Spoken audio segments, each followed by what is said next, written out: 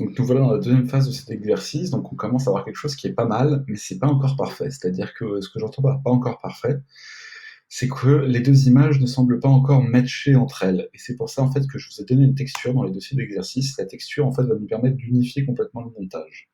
Pour ce faire, en fait, vous allez pouvoir directement prendre votre texture et l'amener directement donc sur votre, montage. En général, je vérifie toujours si ma texture est pas trop grande par rapport à mon plan de travail. J'aime bien avoir une texture qui fait à peu près la même taille que mon plan de travail, juste pour avoir quelque chose de qualité. Enfin, ce que j'appelle de qualité, c'est-à-dire pas des gros pâtés qui vont apparaître au moment où on va faire l'incrustation. Je vais la glisser en dessous de mon calque de teint de saturation pour réussir à conserver ces petites couleurs jaunâtres. Encore une fois, pour rappel, mon calque de teint de saturation en fait, va s'appliquer sur tous les calques qui se trouvent en dessous de lui, dans un premier temps en tout cas, on verra d'autres options. Donc c'est pour ça que je vais le mettre en haut. Je nomme ma texture parce que j'aime bien travailler proprement quand même. Et là, ce que je vais faire, c'est que pour rappel, vous pouvez fusionner des éléments les uns avec les autres. Et là, en fait, le fait d'avoir une texture par-dessus toute votre composition, vous allez pouvoir en fait trouver des effets plutôt sympathiques pour incruster votre texture et commencer à créer une ambiance de plus sur cette image.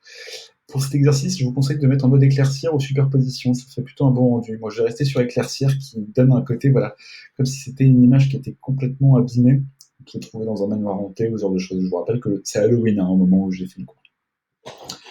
Donc ça, c'est une bonne première version. Ce que je vais faire également, c'est que je vais créer encore un nouveau calque de réglage par-dessus tout ça, de niveau, qui va me permettre d'augmenter légèrement la luminosité et de renforcer quelques contrastes, histoire de donner un côté encore plus terrifiant à la scène. Vous voyez, à tout moment, je peux revenir en arrière sur ce que j'ai fait en masquant les calques, et ça me permet d'être très précis. Là, limite, en fait, le calque de niveau est peut-être un peu trop fort en termes de luminosité. J'étais pas mal, en fait. Voilà. Quelques petits réglages de peu. Des petites pétouilles, comme on dit.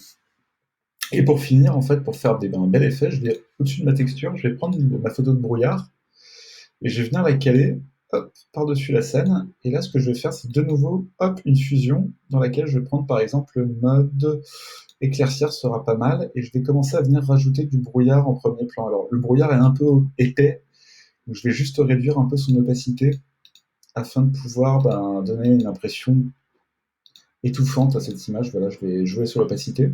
Je peux également dupliquer ce calque pour pouvoir le mettre dans un autre sens et rajouter du brouillard un peu sur toute la scène. On verra pas que c'est le même brouillard puisque du coup je vais aller dans édition, transformation et symétrie axe horizontale, ce qui va me permettre de le faire tourner de l'autre côté et je vais pouvoir rajouter quelques effets de brouillard sur toute ma séquence. Voilà en fait très simplement comment vous pouvez obtenir un photomontage assez rapidement et de qualité. Avec les options de fusion, avec les masques de fusion, vous avez beaucoup de possibilités pour pouvoir justement faire en sorte que les éléments matchent entre eux et donner une ambiance à toute cette image-là. Vous pouvez essayer sur plein d'autres supports, ça marchera vraiment très bien. Merci beaucoup d'avoir suivi cette vidéo et à très vite pour les autres exercices.